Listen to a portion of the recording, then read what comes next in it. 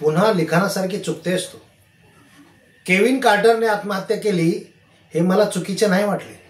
मला चुकीचे हे वाटले की समाजाने त्याला आत्महत्या करायला भाग पाडलं, हे चुकीचे वाटले। खास करून त्याची जवळची माणसं, खुद्द त्याची बायको। हे बघ, आत्महत्या करणारा कधीच दोषी नसतो, दोषी असतात त्याची भौगोलिक कारणं। केविन कार्टरचंही असंच झालं।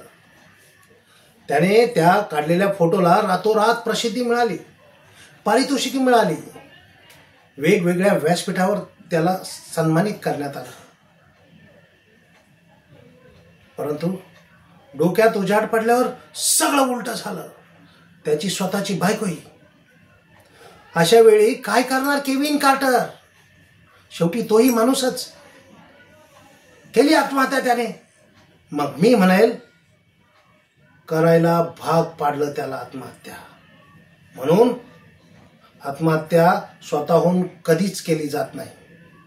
हे संवाद आहेत गिधाड नावाच्या नाटकाचे। लेखक आहेत कय्यूम काजी। धन्यवाद।